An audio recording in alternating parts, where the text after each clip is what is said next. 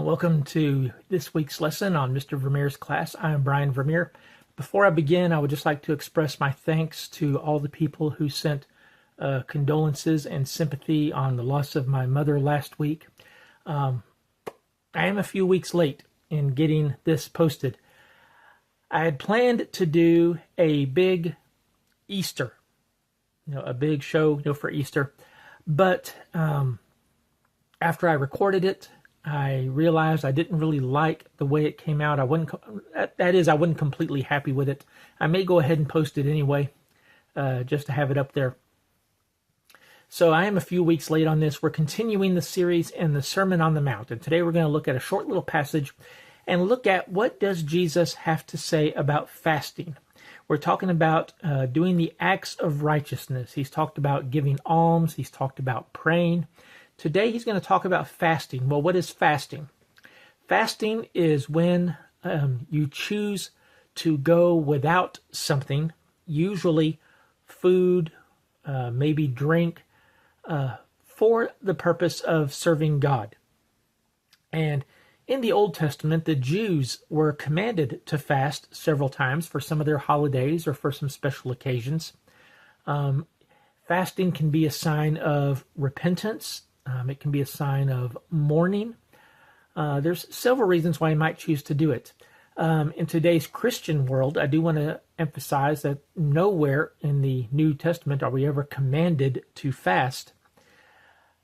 But there are reasons why you might want to. There are some Christian groups that, for example, observe Lent.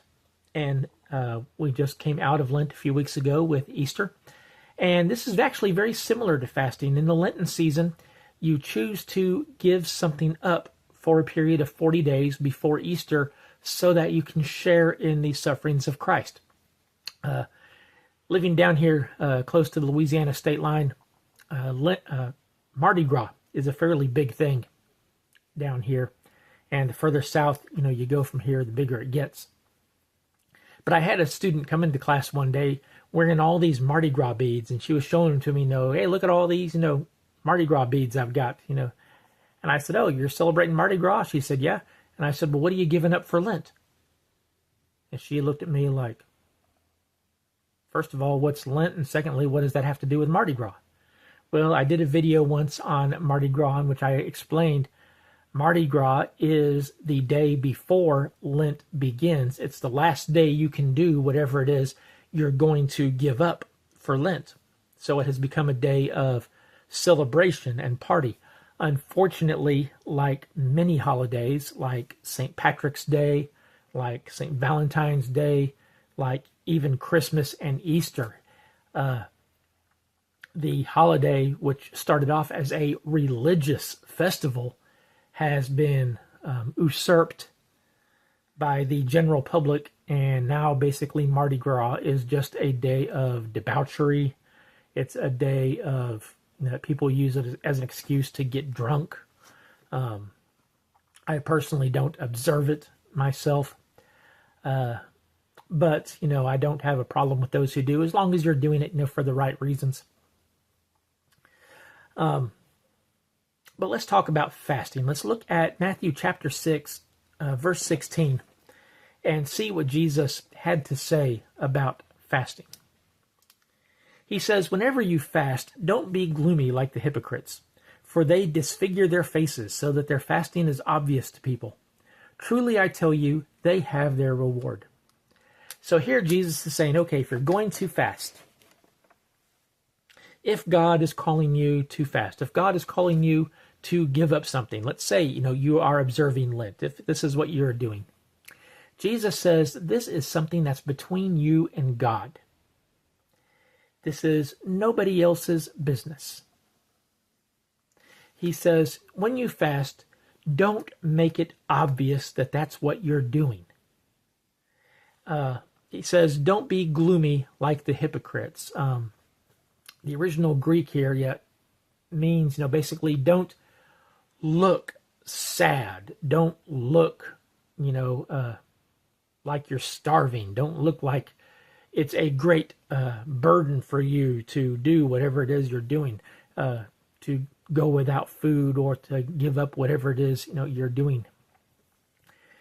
Don't make it obvious that that's what you're doing. And this is a common theme we see throughout the acts of righteousness. He said, when giving alms, make it so secret that your left hand doesn't know what your right hand is doing. He talked about praying. He said, pray in secret. Don't make it obvious, because you're not doing it to show off for other people. You're not fasting, or you shouldn't be fasting. You shouldn't be observing Lent so that people will see you and feel sorry for you, or maybe give you recognition. Oh, look what he's doing. He's, fasting, because of, It's not about you. It's about God. So Jesus says here not to make it obvious. Don't make it look like that's what you're doing. What should you do? Let's continue on with verses 17 and 18. He says, but when you fast, put oil on your head and wash your face, so that your fasting isn't obvious to others, but to your Father who is in secret. And your Father who sees in secret will reward you.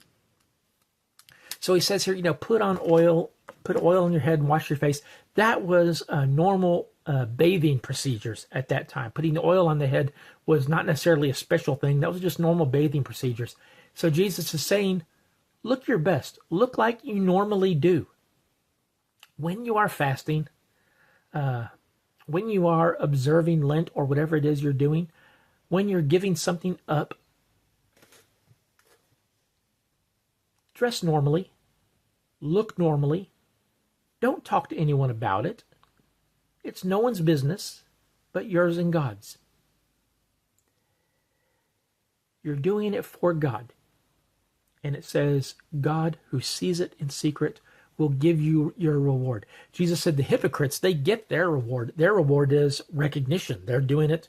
They make their faces look gloomy, and they, put on the sackcloth and all that because they want people to see them.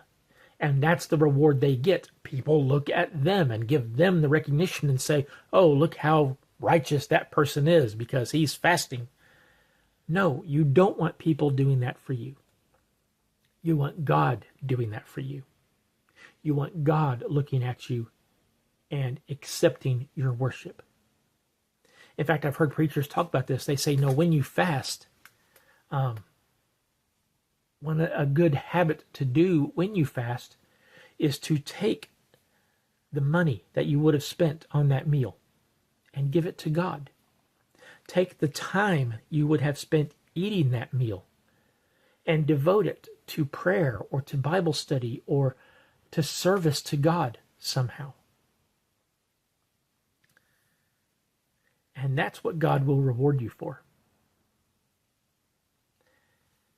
The fasting itself is not the act of righteousness. Serving God is the act of righteousness. So,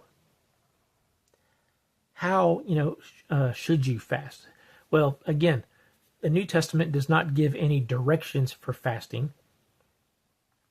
But I've come up with a couple of recommendations at least. Now, this is just my opinion. You can take it or leave it. But first of all, don't fast for selfish reasons. For example, I've heard people who, when Lent comes, they'll say something like, well, I need to lose weight anyway, so I'm going to give up carbohydrates for Lent. That should not be your attitude. Don't use fasting, don't use Lent or whatever for selfish reasons. Don't use it to promote yourself. Don't use fasting or don't use Lent to start a diet, for example. That's not the reason you should be doing it. You're doing it to serve God. Now, if doing it does help you to lose weight, that's great. And if you want to continue afterwards, that's fine. But don't make that the reason that you're doing it. Don't say, I'm going to give up sugar for Lent because I need to lose weight. Or I'm going to give up smoking for Lent because I need to stop anyway. And that kind of goes into the second recommendation. This is especially for people who observe Lent. Don't use Lent as an excuse to give up something that you shouldn't be doing anyway. For example, my doctor says I need to eat less fat for my heart. So I'm going to give that up for Lent. And then hopefully that'll get me into the habit. Well, yeah, if your doctor says you should do it, then you need to do it. But don't make that what you give up for Lent. Because then you're not observing Lent in order to serve God. You're observing Lent in order to quit doing something that you shouldn't be doing anyway. You know, I've heard people say they're going to give up, sex for Lent when they're in an adulterous relationship. You shouldn't be doing that anyway. Again, it's not about you. It's about sharing in the suffering of Christ. So the whole focus should be on Him and not on what it can do for you.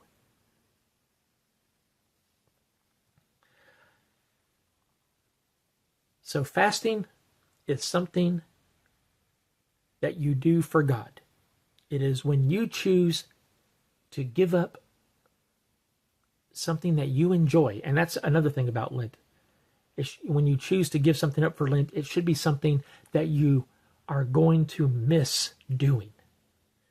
Because if you're giving up something you don't like anyway, then you're not sharing in the suffering of Christ. Because you're not suffering. Fasting is so that you can devote time to spend with God. And it's so that you can give up something of yourself so that you can devote yourself to God. And that's the reason to do it.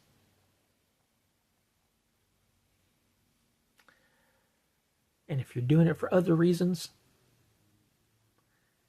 then I think you're going into it with the wrong attitude.